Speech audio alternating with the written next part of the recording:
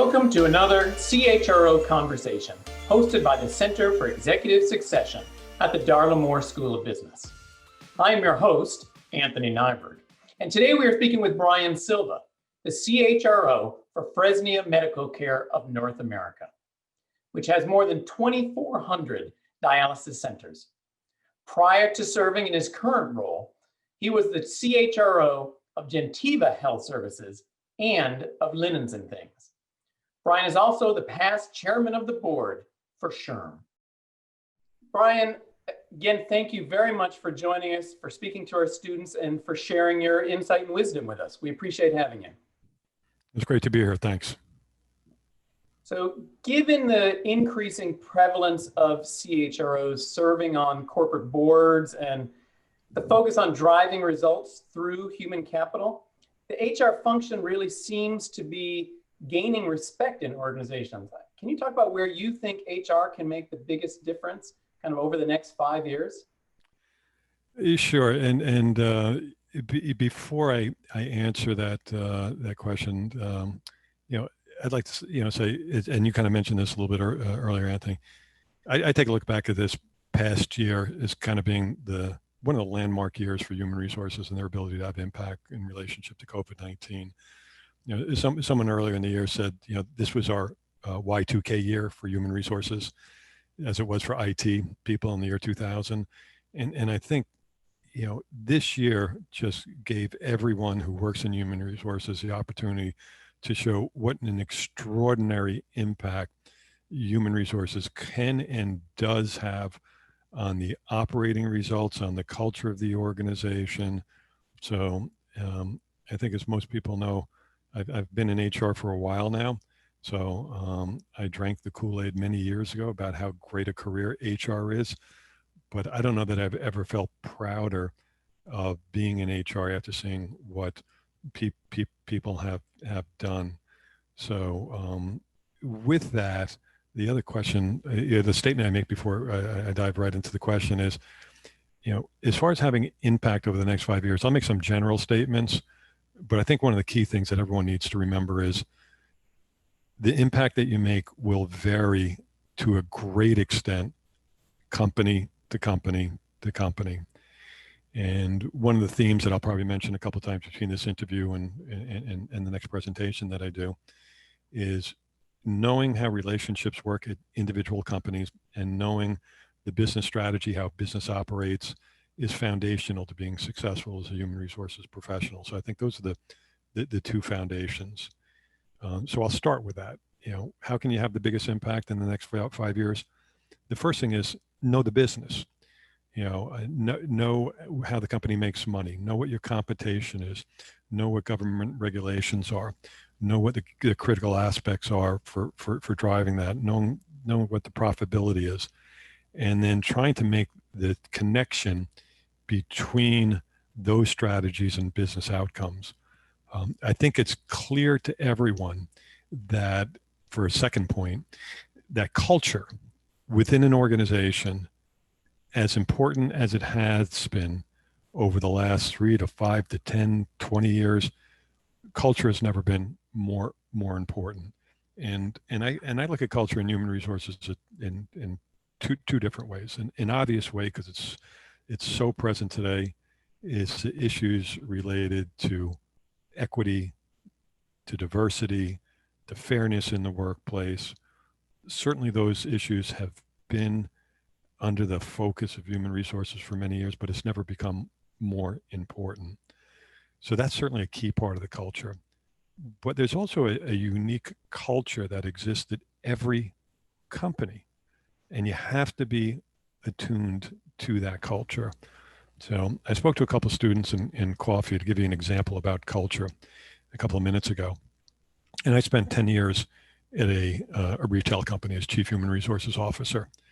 And one of the ways that I described that culture is we would have meetings where you'd have the chief merchant would literally walk out of meetings in the middle of an executive meeting if she didn't like what was being said.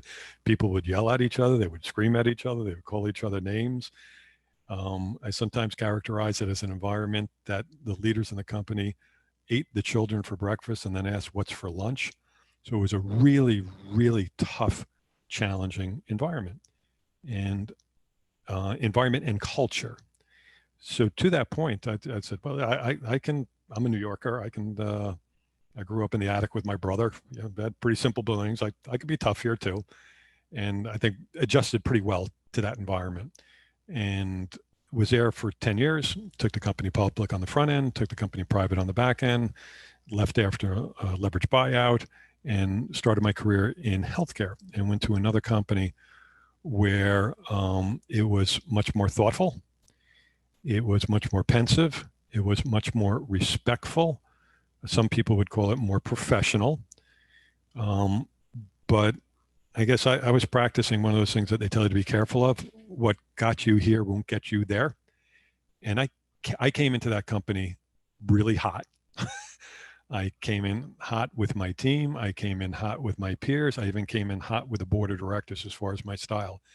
And it wasn't the right way to do it. So that's a personal example of how important culture is to know.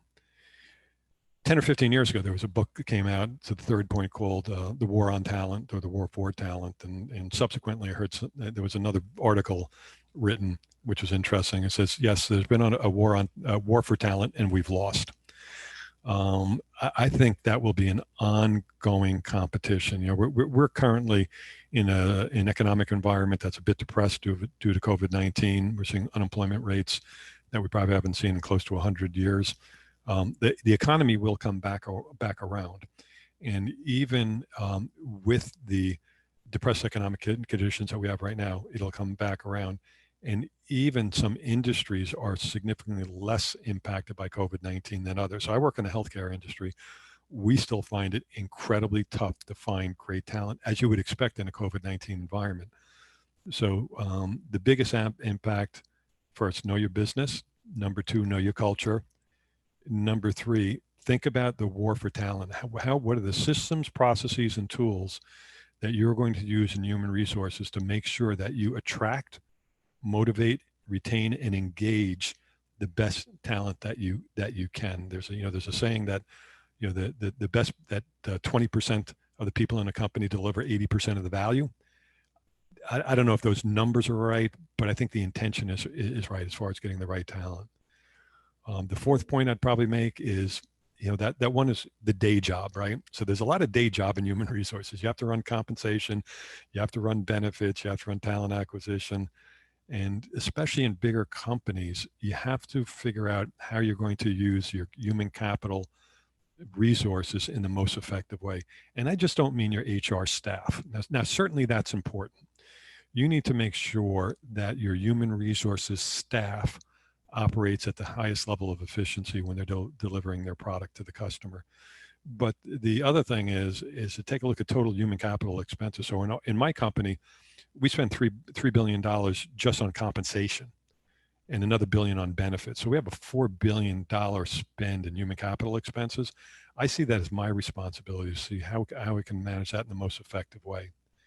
And then the last one I'll mention, I could mention several more, but obviously globalization. The globalization, which has been a trend that's been going on for years, I think will continue. I know there's certain politics these days that are involved in nationalism, and whether that's in the United States or even some other countries. At the end of the day, the globalization genie is out. Is out. And that's not going to get stuffed back in. It's just not going to happen.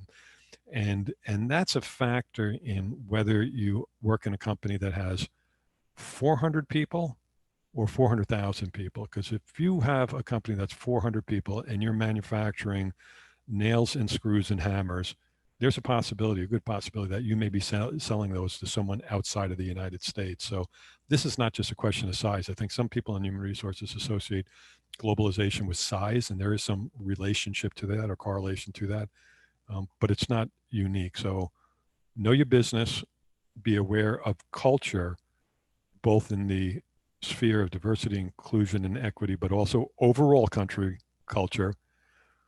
You have to get the best talent aboard. The war for talent is still a long-term war. How do you drive efficiencies and effectiveness out of your organization? and how do you make sure that you're looking at globalization? So I think those are some of the opportunities, Anthony, to make the biggest impact over the next few years.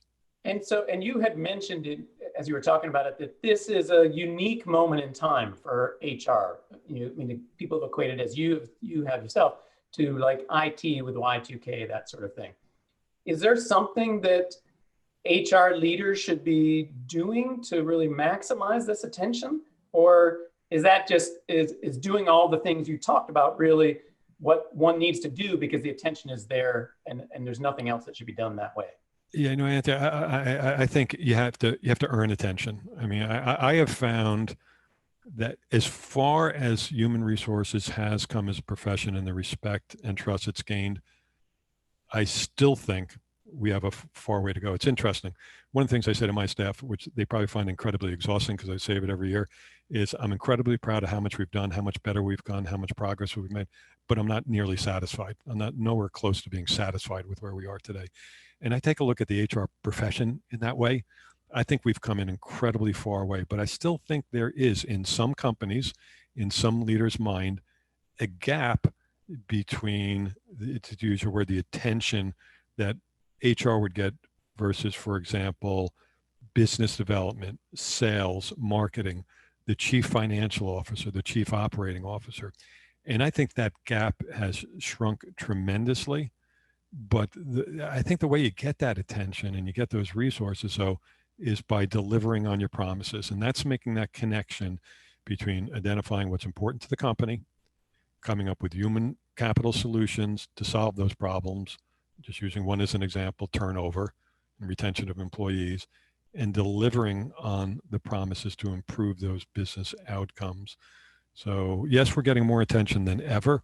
We're in a better place than we ever have been, but in my humble opinion, I don't think that we're there yet.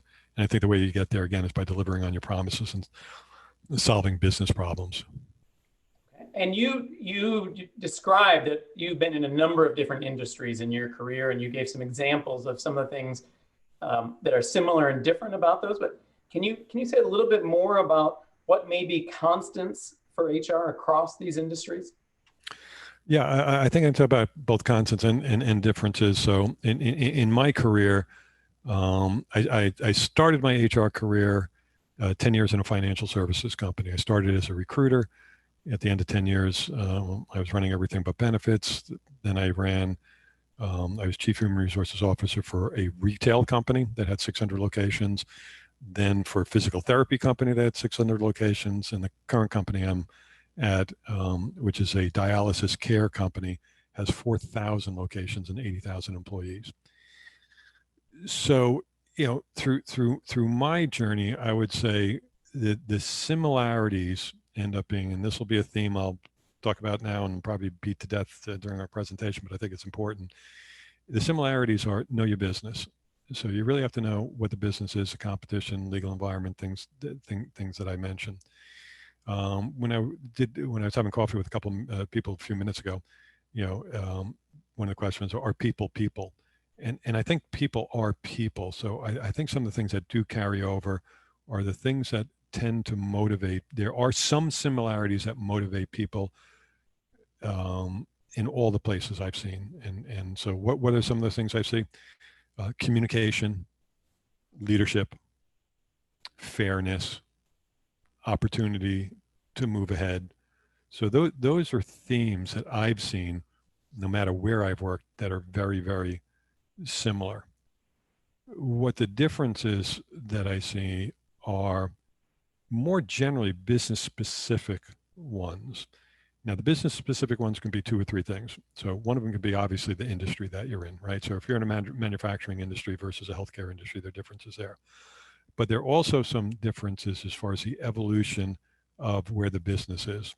So if you're in a high-tech startup and you have 75 people working at the company, that's going to be different than working at a very mature healthcare services company or working at Google. So, for example, in smaller companies, generally you have to be more efficient, more effective, more nimble. You work more with the 80-20 rule as far as efficiencies and effectiveness and doing a good job. My experience has been as you get into the bigger companies, you have a lot more resources to work with. So I have about 400 people that work on my staff. That's a big staff.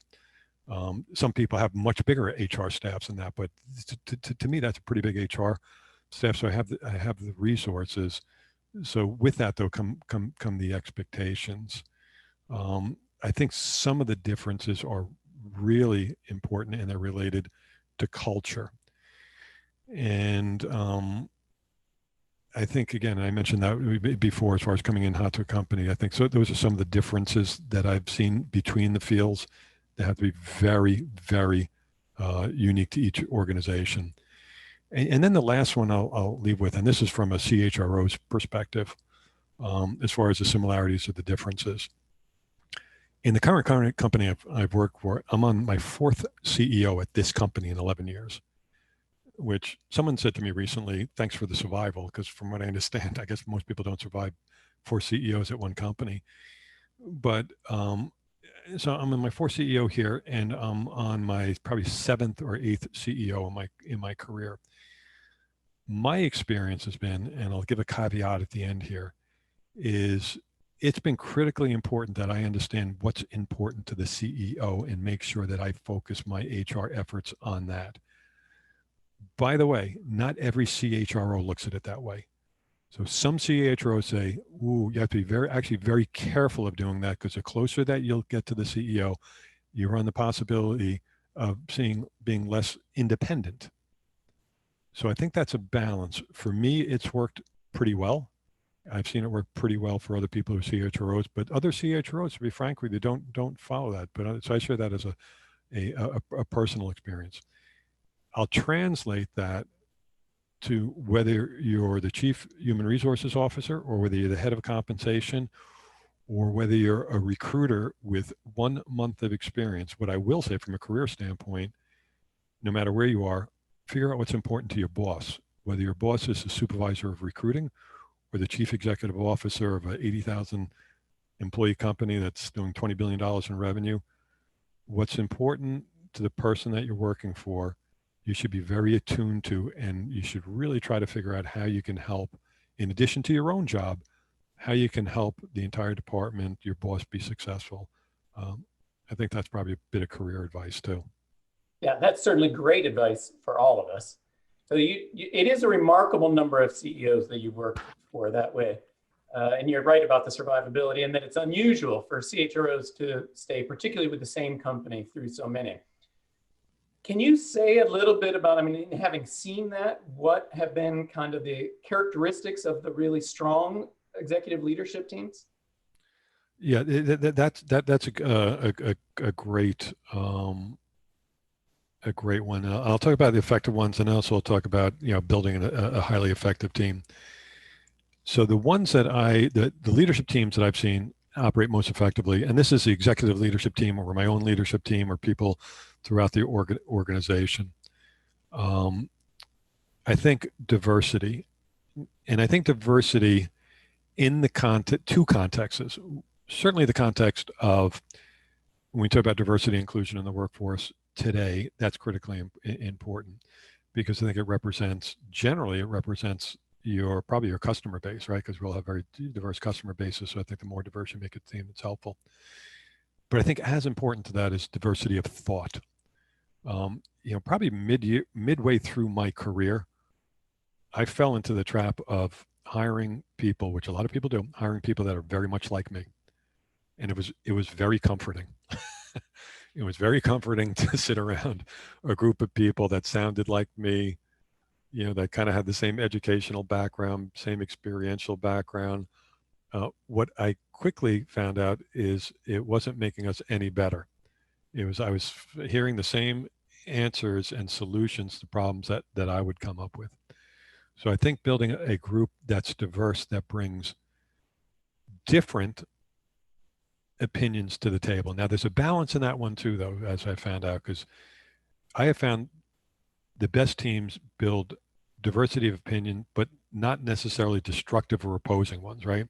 So just putting a team together where people just have a different point of view, not helpful. So I think having a diverse team made up a composition of diverse individuals support, but also this diversity of thought I have seen in the leadership team and my own teams as a leader in HR has really helped me. So I think I have a couple of HR business partners on my team who tend to be there's one who's really, really strategic. There's one who's incredibly great operationally in execution. And then there's one person that's kind of in between that. It's great when the four of us get in a room together with the other center of excellence from comp and benefits, because we look at things very differently and it creates very good solutions. So diversity, number one. Number two, I think creating culturally an environment that's safe for people to speak up.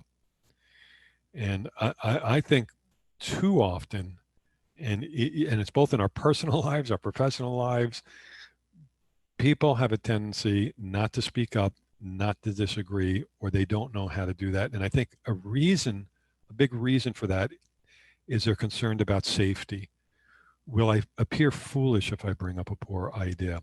Will the person who's running the area, if I bring up an idea they don't like, will I be embarrassed by him or her telling me that's a stupid idea? Why did you bring that up? So I think creating an environment where differences are encouraged is really important as far as executive leadership team.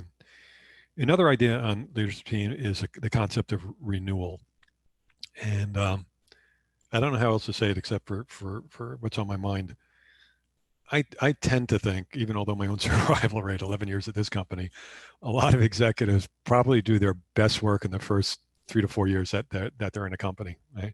It takes you kind of a year to kind of understand how the company operates. It takes you about a year to take that into practice with all your other experiences and start building something that's new, and probably another year and a half to execute it. So I've often seen executives start falling flat. So I think a renewal of talent on the team. Now that doesn't mean that you're firing people every 3.5 years, by the way.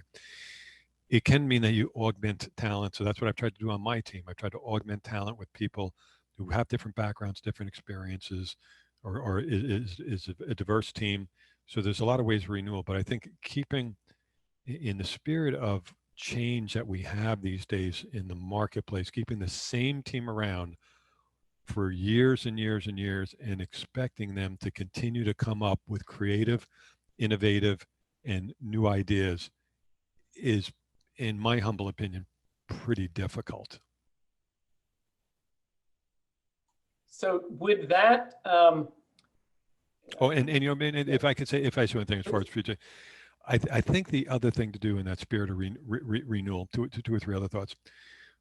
One of which is, I think one hole that a lot of people fall into when they're finding new talent is they look for a replacement instead of that renewal idea. So one of the things certainly I always try to do, if we have a CFO opening in our company, which we currently do, if anyone knows a good healthcare CFO, I really press the organization to think not about necessarily replacing what the person was doing, but taking a look at our 3 to 5 year strategy and then putting together a profile of an individual that says, what's the talent for the future? Not today, right? Because actually the team below that executive is probably doing a pretty good job keeping the wheels on the bus. So the idea of just replacing that talent doesn't really add something. So as far as building that effective team, I think looking at the future needs is really important. I think building bench strength is another component of that, always making sure that you're developing talent in the organization. And then as a CHRO, or any HR position is CHRO or a generalist, is a HR business partner to a business. I think this idea of being half parent and half priest is important. And let me tell you what I mean about that. And I will give credit to that phrase. So years ago, after Jack Welch left his CEO position, I was in New York City, and he did he did a small session, just about 17 CHROs, and talked about great HR leadership at General Electric. And at the time, he was recognized as probably one of the best leaders in the industry.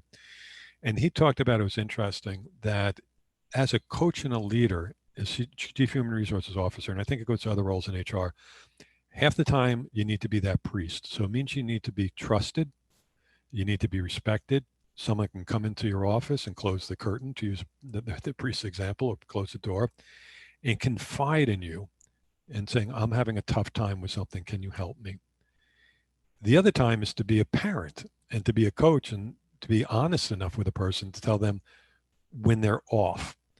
And I think I'd like to think that's probably one of the benefits that I've added to the organization, that people have come into my office, or sometimes I've pulled them into the office, maybe to use another example, like at the principal of a school, and say, hey, I saw you at our leadership team meeting. You and the CEO had a moment together. It didn't look good. Let me just share my point of view on how this might go better for you going forward. So looking at future talent as far as building executive teams, always looking at bench strength, that concept of priest and parent, I think is helpful. And for those of us that are on the outside and have never been on executive leadership teams, is it most functional when it's actually a team?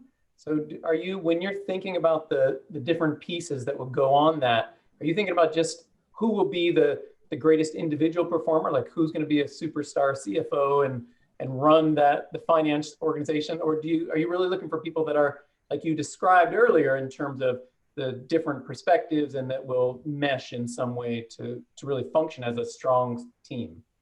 I think it's much more as a team. So yeah, I take a look at everyone on the leadership team. In this context, you have subject matter, you're a business leader first and foremost, and on a team, regardless of what your specialty is. And then you have subject matter expertise, which you need to be responsible for. But first and foremost, you're always a business leader. So we spend significant amount of time when we interview senior executives to try to figure out how they operate as within a team, as a leader, as an innovator, as someone who's creative. On the leadership team, by the time you get up to the position of leadership team, everyone's pretty smart, right? Most people have they have really good experience. Educationally, a lot of people have pretty good pedigrees. So that's just gets you to talk to a company about an opportunity. But the best teams that I've seen, to your point, I think you put it well, the teams operate as a team first and foremost, and then beyond that, they have a subject matter expertise. So it's team first, coach, counselor, leadership, and then after that really comes your subject matter expertise. And COVID obviously put a number of stressors on businesses, from financial to employee health, that sort of thing, and everywhere else. Your firm, and you in particular, are really known for having done a remarkable job of keeping things going, because your company is truly a critical company in what's going on. So can you talk a little bit about how you made decisions about how to prioritize different stakeholders, or how you thought about that going forward? Yeah, so there were a couple of key concepts that went into that. And the easiest one, Anthony, was take a look at safety first. And working for a healthcare organization, I'm blessed that that's always the issue, or that's always the approach that we take. We always take an approach that's safety first and foremost. Beyond that, it was stakeholder engagement. So we set up a cross-functional team that include medical people, operations people, legal people, human resources people. And as I talk about shining moments, the HR team led this entire effort for the entire organization. It wasn't the legal team, it wasn't the medical team, it wasn't the operators, it was human resources leading this cross-functional team for the entire organization. But I think probably as important as anything, to your point, was safety first and stakeholder engagement. So, and you also, you told some stories about how remarkably committed your employees were to the organization and to even volunteering to go do things. Can you share a little bit about how you help create a culture that makes that work? Yeah, I think a little bit of it is that I work in a healthcare organization, so I'm blessed by working with it's our 80,000 employees, 40,000 of them are clinicians. For example, when someone goes into nursing, they go into nursing because they want to help people and they want to care for people. That's their driving thing. So I think it starts with that culture of having those people. But I think a lot of it comes, and it sounds like a cliche, but it's not. It starts at the CEO. Our CEO spends a lot of time with our clinicians. We have weekly fireside chats with the CEO. He reaches out on a consistent basis. All the executives on our team reach out to our clinicians. We're actively involved at the clinic level, speaking to our caregivers on a daily, weekly, monthly basis. We know them, we know their names, we invite them to our executive committee meetings. So we're very, very attached to them. And then the final question for you, and we'll get you out on this, is for those that are newer in the coming into the field, can you talk a little bit about what are some of the things that have maybe helped accelerate your career and some things that maybe might be roadblocks to try to avoid? So, one of the things is, and it'll be a repeated theme that started with coffee now and go into the next presentation, know your business, number one. I'll go into that a little bit more in a little while. Number two, and I mentioned this one too, know what is important to your boss and help support that. And this isn't about trying to get favor with your boss. The person that you work for has a responsibility in the company. If you can help her or him be successful, I think it does help your career. The things that I haven't spoken about is take risk in your career, take calculated risk. I went into industries I was unfamiliar with. My first job to a CHRO, I had no idea if I was going to be successful. My first job as a CHRO, I found out that the company I had joined was being disassembled 5 days after I joined it. Ended up staying there 10 years. We took the company public, so it worked out well, but it was a big risk. And what's worked for me, and it's not everyone's, is you do need to work a little bit harder than the average person. You do need to be a little bit more committed. I know there's people on my staff who have told me, Brian, I never want your job. And, mid-career, that was surprising to me. I totally accept that now. But I have found that taking risk, working a little bit harder, volunteering to do more, knowing your business, knowing your boss needs have been elements to being successful. And are there any things that you would say really make sure to avoid, or roadblocks that you see either that might inhibit us from doing well, or that we might inadvertently be harming others that are trying to perform well? Yeah, two words: trust and respect. You have to be, if you say something, you have to deliver on it.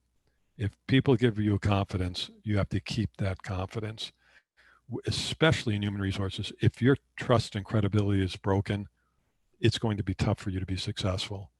So trust, and then the respect part isn't about respect about position or power or anything like that whatsoever. The respect part is be an expert in your field.